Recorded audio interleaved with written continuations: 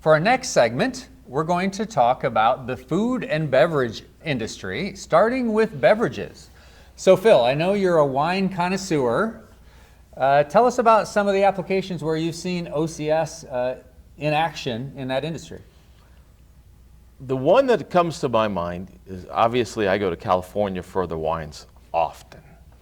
And if you walk through any of the wine cellars, you'll see large vats.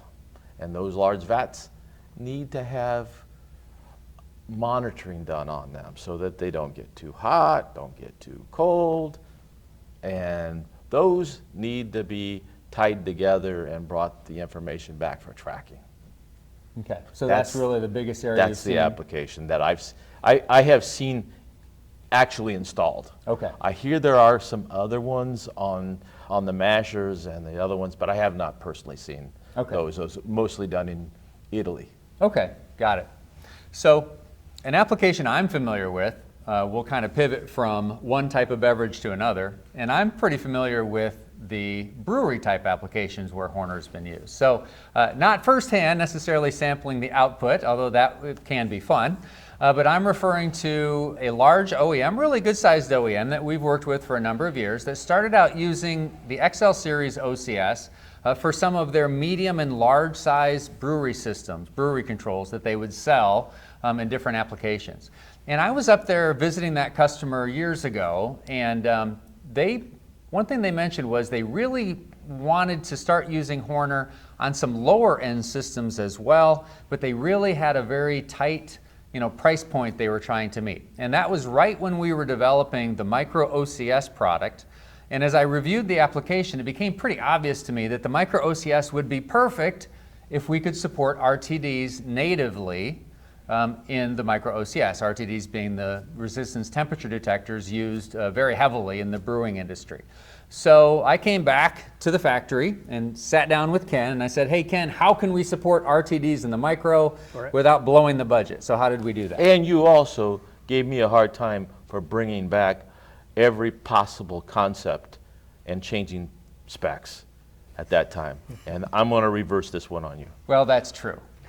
So for a period of time, I was the product manager and I would write specs and they would go all the way through, and then at the very last minute he would make some changes. So this was my revenge, I guess you could say. So Ken, how did we add RTDs to the Micro? So this one, we looked at the circuits we used for like the XL products, the 5 and 6 series IO, and we looked at some newer parts that were less expensive but still had the same qualities we looked at. We were able to reduce the temperature range, and then we wanted to keep the same pinout as the X2 series.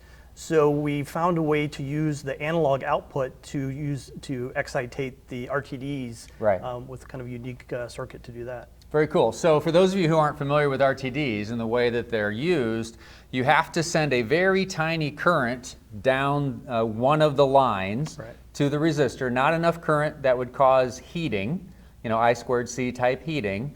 And then with that current being sent down the line, you can measure the voltage and compensate for the resistance of the wire leading to the sensor itself.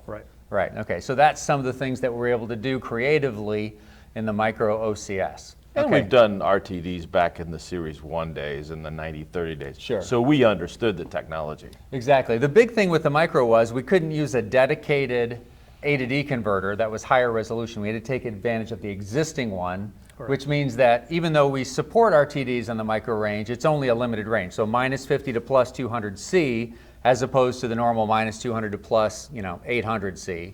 But for those sorts of applications, environmental, brewing, no problem whatsoever. Great. Okay, so those are some, I guess, adult type applications with the wine and the beer. Next, we're going to talk to Casey about an application, I guess, that's good for the whole family. Tell us about that one. Sure. So basically, we have a customer that builds ice cream machines for mom and pop's type stores. So basically, some needs for their particular application was they wanted to be able to communicate with a VFD first and foremost, which we can do in a number of different ways. And then secondly, the original requirements, they wanted very low power draw. So basically, we set forward with our X5 product, worked really well for this application. And we did some various changes to help fit that application better. But another way they wanted to use it was in the video playback. So again, the X5 supports the ability to playback video traditionally in a 320 by 240 resolution for that matter, but in their case they wanted to utilize the full screen, which is only a little larger resolution than that. It's a 480 by 272, and be able to offer troubleshooting videos for that matter. So whether it's troubleshooting or maintenance, and being able to play that video back and have embedded text on the screen to actually give you instructions and help troubleshoot locally instead of the need to contact somebody remote, help save them a whole lot of troubleshooting support for that matter, and then save a lot of costs for that case as well. Yeah, And the only one that really works in an ice cream shop is a very young person for 6 months, because then they put on too much weight. That's what would happen if we worked in the ice cream shop. I don't think that's what happens with teenagers. But what does happen with teenagers and other young people working at a local ice cream store is they're just learning how the equipment operates, and they don't necessarily know all there is to know about how to maintain it or how to start it up and all those sorts of Or things. clean it.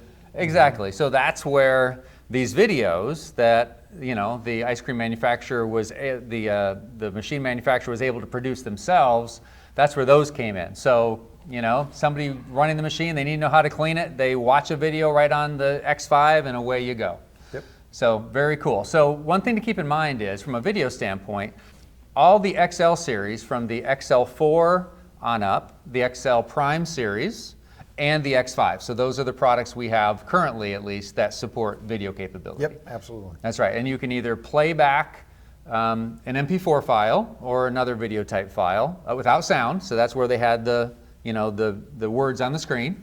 And then you can also, this is a slightly different application, and these didn't come into play for the ice cream guys, but you can also connect a USB camera to an X5 or an XL4 or an XL7, and you can actually get live video from that camera on the screen as well. Yep, absolutely. Yeah, and we've had some customers use that for being able to show the operator an area of the machine that wasn't otherwise accessible or visible to them. Yep.